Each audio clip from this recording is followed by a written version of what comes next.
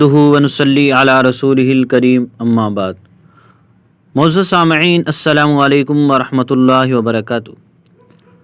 مشہور صحابی رسول حضرت خالد بن ولید رضی اللہ تعالی عنہ کا ایک واقعہ آتا ہے کہ آپ کے سامنے کافروں نے زہر پیش کیا اور آپ اس کو بسم اللہ پڑھ کر پی گئے اور آپ پر زہر نے کوئی اثر نہیں کیا۔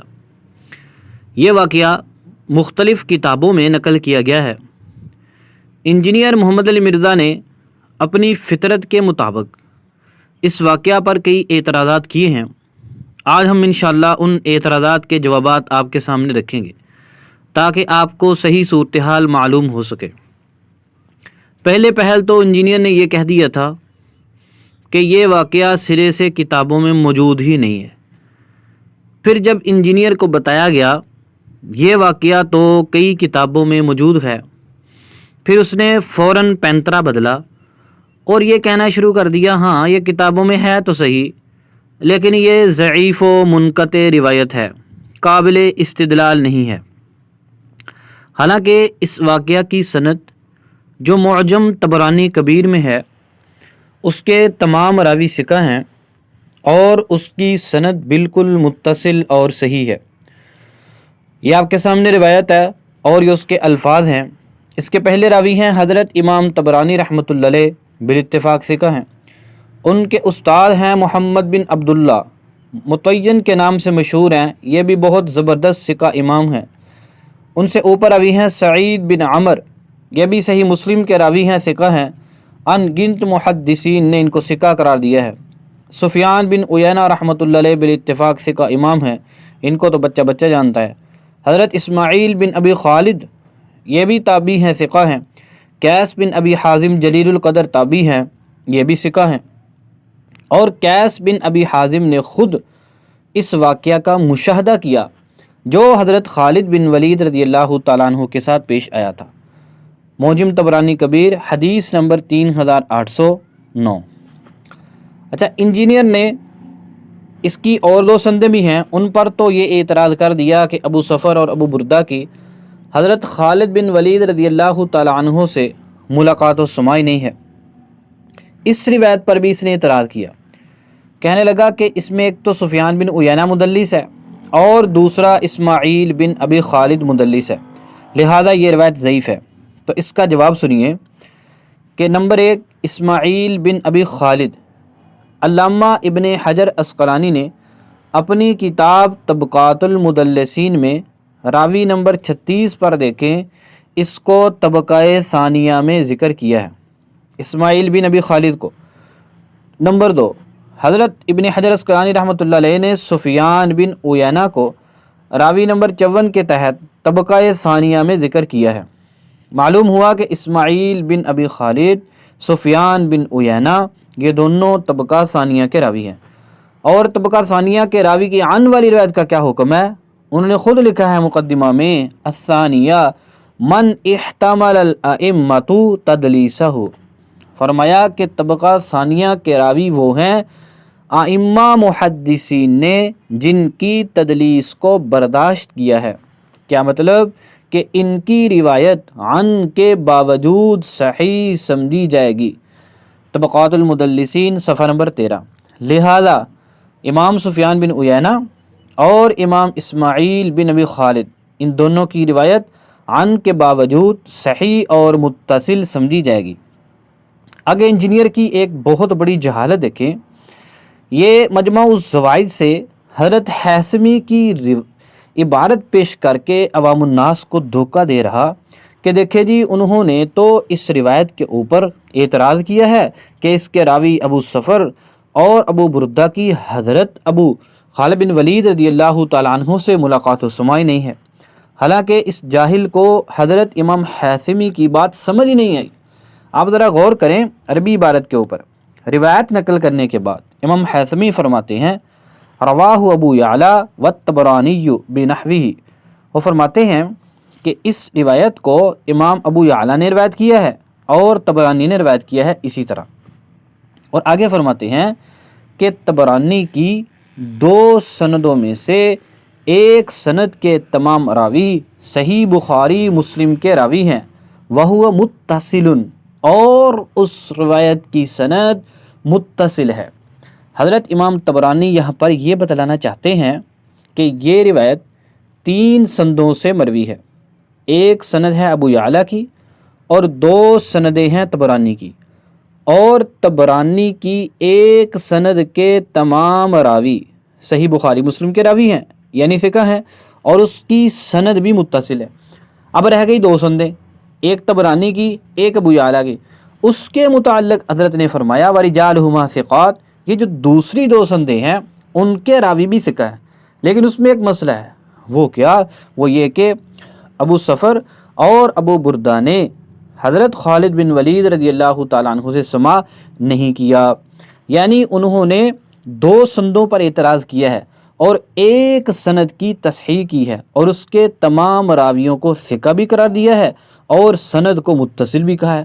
حضرت امام حیثمی رحمۃ اللہ علیہ کی بات یہ ہمارے حق میں ہے، انجینئر کے خلاف ہے، کیونکہ انجینئر مکمل طور پر اس روایت کو ضعیف و منقطع کہتا ہے، جبکہ حضرت اس روایت کو متصل کہتے ہیں، اور یہ کہتا ہے کہ یہاں پر تدلیس کا مسئلہ ہے، اور حضرت نے متصل کی بات کر کے بتلا دیا کہ یہاں پر تدلیس کا کوئی مسئلہ نہیں ہے۔ تو جب ایک سند اس کی صحیح ثابت ہو گئی تو 2 دوسری روایتیں ان کی تائید میں پیش کی جا سکتی ہیں، اگر ان کو موجود نہ ہی سمجھا جائے تب بھی صحیح روایت کے اوپر اس کا کوئی اثر نہیں پڑتا۔ تو لہذا حضرت مرزا جہلمی کا امام حیثمی رحمۃ اللہ علیہ کی عبارت سے دھوکہ دینا باطل ہے۔ یہ اکثر جاہل بندہ ہے، اسی طرح کے مغالطے دیتا ہے جس سے عوام کو صحیح بات سمجھ نہیں آتی۔ ہم اس کے سننے والوں سے گزارش کریں گے انجینئر سے پوچھیں وَأَحَدُ إِسْنَادَيْ طَبْرَانِي رِجَالُهُ رِجَالُ الصَّحِيحِ وَهُوَ مُتَّصِلٌ کا مطلب کیا ہے؟ یہ حضرت کس سند کو متصل قرار دے رہے ہیں؟ یہ وہی سند ہے جس کو میں نے بھی آپ کے سامنے طبرانی کے حوالے سے پیش کیا، انہوں نے اس روایت کی سند کو متصل قرار دیا۔ اچھا، انہوں نے ایک اور اعتراض بھی اس پر کیا، کہتے ہیں دیکھو جی نبی کے اوپر تو زہر نے اثر کر دیا تھا، ان کے اوپر زہر نے اثر کیوں نہیں کیا؟ یہ عجیب بات ہے۔ پہلے بھی کرامت کے متعلق گفتگو کرتے ہوئے ہم نے یہ بات سمجھائی تھی کہ ایک کرامت کو کسی معجزے سے ٹکرانا یا کم درجے والے کی کرامت کو بڑے درجے والے کی کرامت سے ٹکرا کر اس کا انکار کرنا یہ بالکل باطل ہے۔ اگر آپ اس طرح انکار کرنا شروع کر دیں تو پھر تو آپ کو قرآن پاک کے اندر موجود حضرت مریم سلام اللہ علیہ ان کے واقعہ کا بھی انکار کرنا پڑے گا کہ ان کو تو اللہ نے بے موسم پھل دے دیے، حضرت زکریا علیہ السلام کو نہیں دیے۔ حضرت سلیمان علیہ السلام کا صحابی پلک جھپکنے سے پہلے ہی تخت کو لے آیا، سلیمان علیہ السلام نہ لا سکے۔ جب عام میں طاقت تھی تو فوراً لے آتے، صحابی کو کہنے کی کیا ضرورت تھی تاکہ شرک اور کفر جلدی جلدی ختم ہو جاتا۔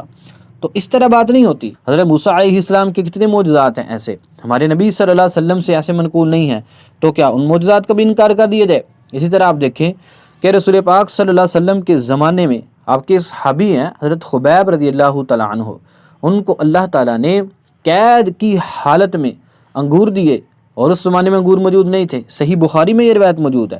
اس کے برعکس ہم حضور پاک صلی اللہ علیہ وسلم کو دیکھتے ہیں، خندق کے موقع پر آپ کا بھوک سے برا حال ہے اور پتھر باندھے ہوئے ہیں اور خندق کھود رہے ہیں، تو کیا حضرت خبیب کی کرامت کا انکار کر دیا جائے؟ شعب ابی طالب میں قید ہیں، بچے بھوک سے بلبلا رہے ہیں، تو وہاں پر تو ان کو پھل نہیں ملے، تو کیا پھر ان کرامتوں کا انکار کر دیا جائے؟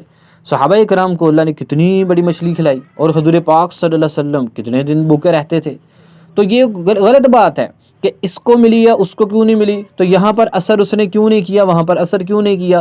اگر ایسے کرامت معجزے کو ٹکراؤ گے یا کرامت کو کرامت کے ساتھ ٹکراؤ گے تو بہت ساری کرامات اور معجزات کا انکار کرنا پڑے گا۔ یہاں پر انہوں نے ایک اور اعتراض بھی کیا، کہتے ہیں دیکھو جی زہر تو پینا ہی حرام ہے، یہ تو خودکشی ہے، اور زہر پینا حرام ہے، جائز نہیں ہے، تو انہوں نے کیسے زہر پی لیا؟ اور الو، اس الو کو بات کا پتہ ہی نہیں ہے۔ حضرت خالد بن ولید رضی اللہ تعالیٰ عنہ کا زہر پینے کا مقصد اللہ پر یقین، اللہ پر توکل اور اسلام کی سربلندی تھی۔ یہ بتانا تھا کہ ہمارا اپنے رب کے اوپر اتنا یقین ہے کہ نقصان دہ چیزیں بھی ہم جب اللہ پر یقین کرتے ہیں تو ہمیں نقصان نہیں دیتی، تمہاری تلواریں ہمارا کیا بگاڑ دیں گی۔ تو ان کا مقصد تو خودکشی تھا ہی نہیں، وہ تو اسلام کی سربلندی کے لیے انہوں نے اس طرح کا کام کیا تھا۔ اگر آپ اس کو خودکشی قرار دیں گے، حرام قرار دیں گے، تو پھر دیکھو 313 بے سر و سامانی کی حالت میں 1000 کے لشکر کے سامنے جاتے ہیں، تو کیا یہ خودکشی نہیں ہے؟ تعداد بھی تھوڑی ہے، اسلحہ بھی پاس نہیں ہے، پھر بھی جاتے ہیں۔ وہ خودکشی کے لیے نہیں جاتے بلکہ وہ اسلام کی سربلندی کے لیے جاتے ہیں۔ 3000 کا لشکر 2 لاکھ کے ساتھ ٹکراتا ہے، اس کو بھی وہ خودکشی قرار دیں گے؟ بالکل نہیں، کیوں کہ وہ اسلام کی سربلندی کے لیے اس کام کو کر رہے تھے۔ بات کتنی مرتبہ ایسا ہوا، چند مسلمان تھے کافروں کے بڑے لشکر کے ساتھ ٹکرا گئے، حالانکہ وہ صاف طور پہ نظر آ رہا ہے کہ جب یہ جائیں گے اور وہ ان کو مار دیں گے، تو کیا آپ یہ کہیں گے کہ وہ شہید نہیں تھے بلکہ انہوں نے خودکشی کیا؟ نہیں، ان کو پتہ تھا تلواریں چل رہی ہیں۔ جیسے تلوار کے ساتھ اپنے آپ کو مارنا حرام ہے، تو دوسرے کے سامنے گردن کو کرنا یہ حرام نہیں ہے؟ حالانکہ صحابہ کرام نے اس جنگ میں شریک ہوئے، انہوں نے تلواروں کی جہاں پر سخت لڑائی ہو رہی تھی وہاں اپنے آپ کو پیش کیا، تو وہاں پر کتنے لوگوں کی شہادت ہوئی، تو آپ ان کی شہادت کو کیا کہیں گے؟ وہ اس کو بھی خودکشی کہہ دیں گے؟ نہیں، بالکل خودکشی نہیں کہا جا سکتا۔ اسی طرح یہاں پر حضرت خالد بن ولید رضی اللہ تعالیٰ کے عمل کو نہ تو غلط کہا جا سکتا ہے اور نہ یہ کہا جا سکتا ہے کہ زہر کا پینا تو ٹھیک نہیں ہے، انہوں نے کیوں پیا؟